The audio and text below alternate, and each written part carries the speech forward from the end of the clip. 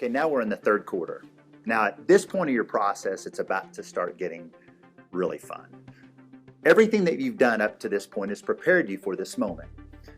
From your approach and your meet and greet and your building rapport with the customer, to your investigation stage, to where you find out all the symptoms, if you will, to determining how the customer plans on paying for the vehicle. Now you're ready. The decision's been made to deliver the vehicle. The customer is worthy.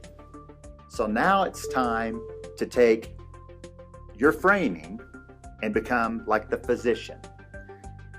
You have diagnosed the problem, and now it's time for you to have an intimate conversation about the problems that the customer happens to have and review your findings. This is the x-ray, this is the MRI, this is the blood work.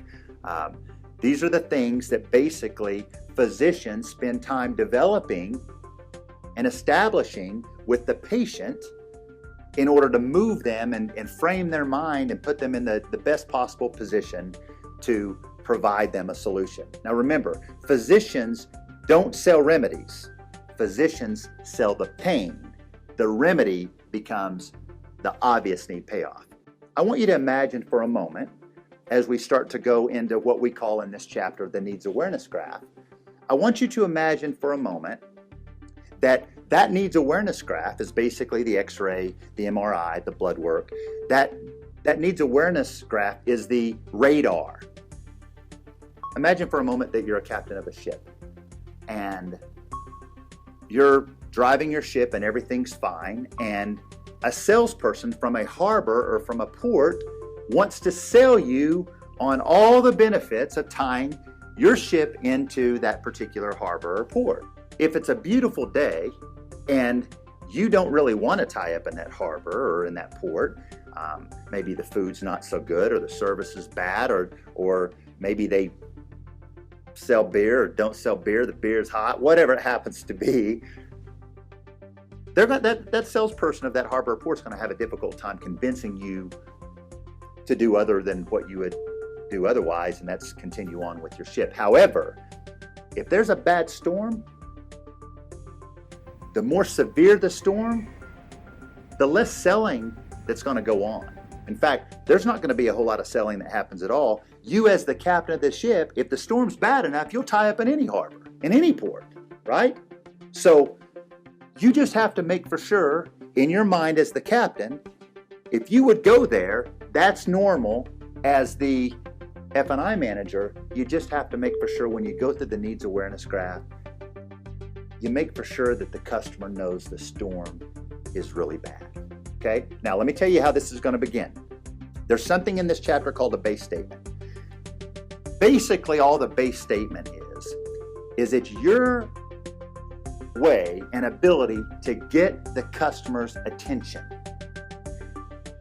In that same scenario as the captain, it is an alarm going off to get the captain's attention, to cause them to focus on the weather radar. Because if the alarm's going off, the captain looks at the weather radar, the weather looks really bad, then naturally the captain's going to go tie in. You've got to get their attention to pay attention to you and what you're going to share with them as the physician, as the weather radar, to talk about their needs and make them aware of it. Now, the needs awareness graph is the very closest thing that you have in your entire process to a demo ride if you've been a salesperson. This is your demonstration.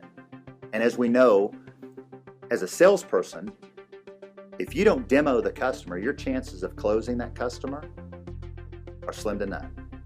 So if you don't do a needs awareness graph, your chances of optimizing your opportunities, slim to none. Now, once we go through the needs awareness graph, we're going to discuss loss prevention options. There's something called buying power that happens right before the loss prevention options that positions the customer's mind to consider the loss prevention options without being distracted from an affordability perspective. So pay attention to that part of the chapter. But when you get to the loss prevention options, I want you to remember something.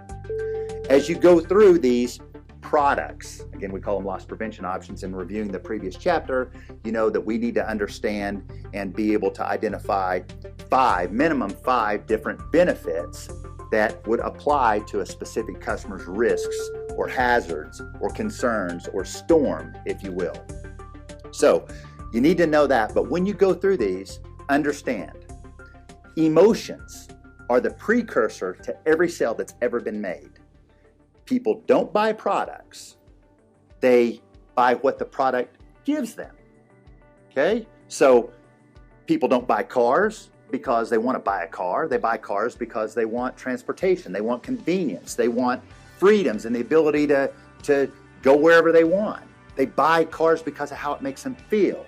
As we talked in previous chapters, people don't buy light bulbs, they buy light, they buy safety, they buy the ability to see when it's dark.